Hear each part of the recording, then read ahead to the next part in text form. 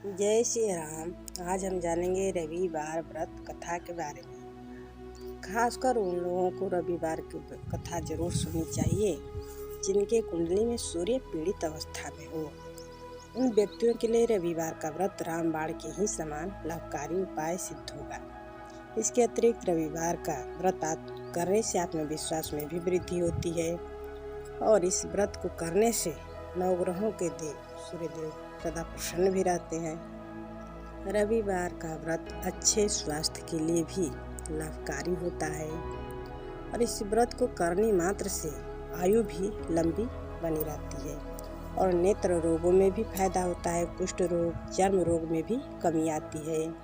आयु, सौभाग्य की भी वृद्धि होती है। रिद्धि सिद्धि की भी प्राप्ति होती है। सारे मन के मनोकामनाएं भी पूर्ण हो जाती है एवं स्त्रियों में जो बांझपन दोष होता है वो भी समाप्त हो जाता है एवं संतान की प्राप्ति हो जाती है। शास्त्रों में ग्रहों को शांति करने के लिए स्नान, दान, पूजा पाठ, मंत्र जप इत्यादि बताए गए हैं, लेकिन इनमें से इस व्रत का उपाय करना सर्वाधिक मतलब कि महत्वकारी रहता है। जल्दी सूर्यदेव प्रसन्न हो जाते हैं।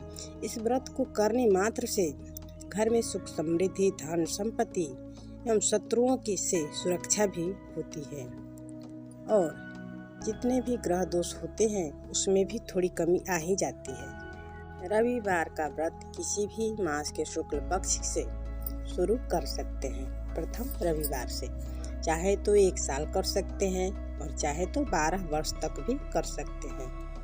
1 साल भी विधि विधान से कर दिया जाए तो मन के सारे इच्छाएं पूरी हो जाती हैं। रविवार का व्रत करने से व्यक्ति में मान सम्मान की भी वृद्धि हो जाती है, प्रतिष्ठा भी बनी रहती है समाज में उनकी एवं यश कीर्ति दूर दूर तक फैली रहती है और अंत में व्यक्ति को मोक्ष प्रदान भी करता है रविवार व्रत। रविवार व्रत विधि। रविवार के दिन प्रातः काल स्नान आदि से निर्वृत्त होकर स्वच्छ वस्त्र धारण करना चाहिए और भगवान का ध्यान करना चाहिए। इस दिन व्रत रहे तो अच्छा है, नहीं रहे तो सात्विक भोजन ही ग्रहण करें, यानी रोटी ही, मीठा कुछ भी लेकर ग्रहण करें।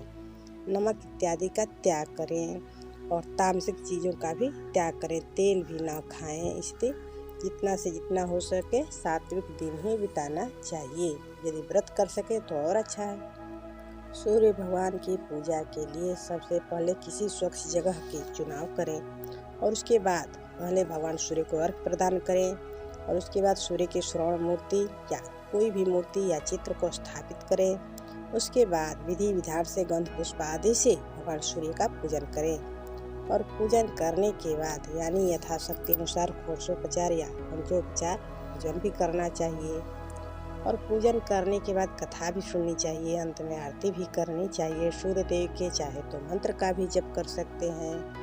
जो भी हो सूर्य आराधना करनी चाहिए। किसी भी व्रत पूजन में सबसे पहले पूजन सामग्री एकत्रित करें और उसके बाद पूजन सामग्री पर और अपने ऊपर गंगाजल से छिड़काव करें और पूजन प्रारंभ करें। इसके बाद संकल्प भी लेना चाहिए क्योंकि संकल्प के बिना व्रत की पूर्णता नहीं होती।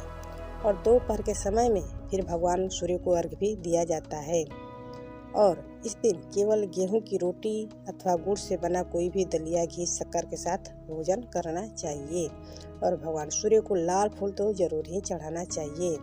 इस दिन भगवान सूर्य की पूजा में लाल रंग के फूलों से पूजन करने से भगवान सूर्यदेव शीघ्र प्रसन्न होते हैं। रविवार के दिन यदि व्रत रख रहे हों तो सूर्य छिपने से पहले ही एक बार भोजन कर लेना चाहिए।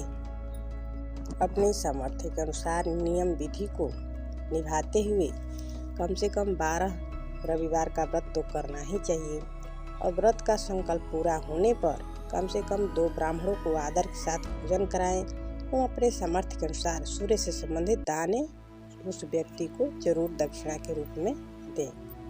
और जब भी सूर्य व्रत कथा करें या पूजा करें तो उसमें लाल ही वस्त्र हो सके तो धारण भी करना चाहिए। रविवार व्रत कथा। बोलिए सूर्य भगवान की जय। रविवार व्रत की तरह ही एक कथा भी प्रचलित है। प्राचीन काल में एक नगर में एक वृद्धा माता रहती थी।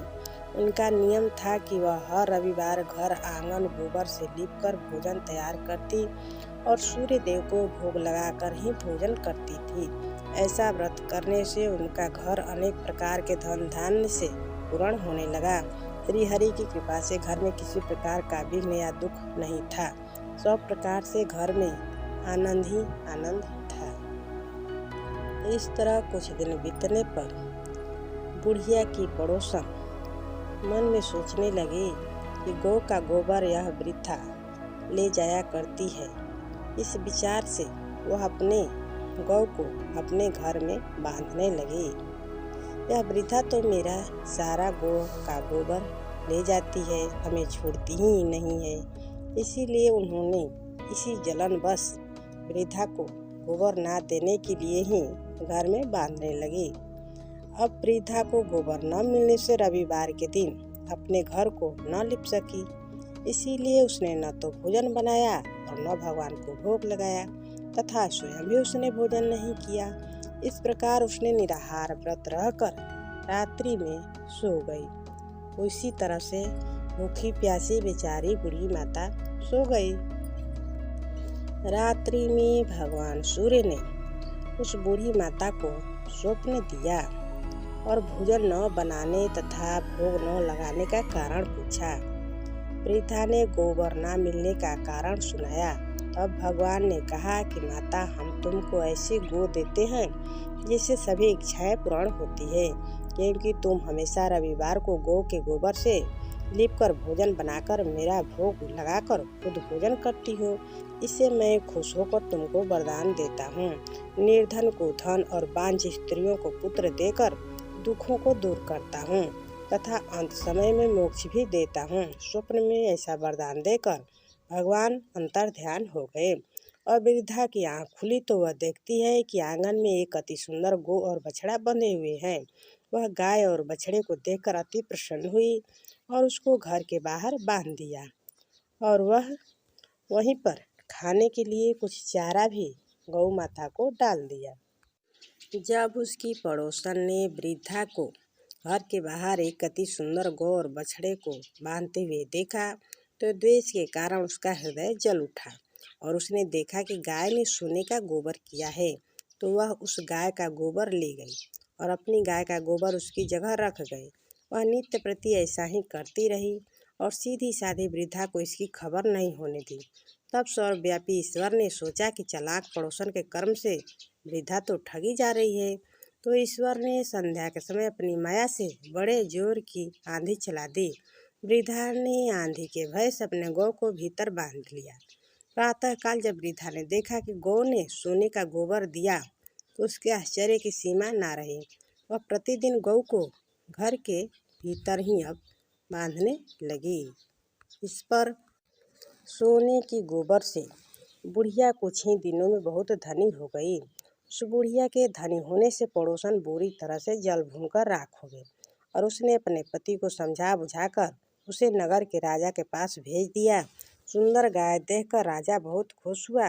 सुबह जब राजा ने सोने का गोबर देखा तो उसके भी आश्चर्य का ठिकाना ना रहा। राजा को इस दृश्य को देखकर बड़ा आश्चर्य हुआ। राजा ने अपने दूतों से कहा कि इस गौ माता को ले चलो। वृद्धा ने प्रातः सूर्य देव को भोग लगाकर भोजन ग्रहण करने जा ही रही थी कि राजा के कर्मचारी गौ खोलकर ले गए। वृद्धा काफी रोई चिल्लाई, किंतु कर्मचारियों के समक्ष कोई क्या कहता। उस दिन वृद्धा गौ के वियोग में भोजन न खा सकी और रात भर रो रो कर सूर्य भगवान से गौ को पुनः पाने के लिए प्रार्थना करती रही। उधर राजा गौ को देखकर इतना प्रसन्न हुए, लेकिन सुबह जैसे ही वह उठे तो सारा महल में गोबर ही गोबर भरा दिखाई देने लगा। राजा यह देखकर घबरा गया। भगवान सूर्य ने रात्रि में राजा को स्वप्न दिया। स्वप्न में आकर बोले कि हे राजा, गाय वृद्धा को लौटाने में ही तेरी भलाई है। उसके रविवार के व्रत से प्रसन्न होकर मैंने उसे गाय दी थी। प्रातः होते ही राजा ने वृद्धा को बुलाकर बहुत से धन धान्य के साथ सम्मानित सहित गौ बछड़ा लौटा दिया। उसकी पड़ोसन को बुलाकर उचित दंड दिया। इतना करने के बाद राजा के महल से गंदगी दूर हुई। उसी दिन से राजा ने नगरवासियों को आदेश दिया कि राज्य की तथा अपनी समस्त मनोकामनाओं की पूर्ति के लिए रविवार का व्रत रखा करो। व्रत करने से ही नगर के लोग सुखी जीवन व्यतीत करेंगे।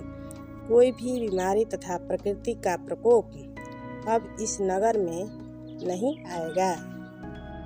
पूरे नगरवासी की रविवार का व्रत करने मात्र से ही राज्य में पूरे अन्न धन की वृद्धि हो गई एवं स्त्री पुरुष सभी लोग सुखी जीवन यापन करने लगे और सभी के शारीरिक कष्ट भी दूर हो गए। उस नगर के सारी प्रजा सुखी रहने लगी। इति श्री रविवार व्रत कथा समाप्त। बोलिए सूर्य भगवान की।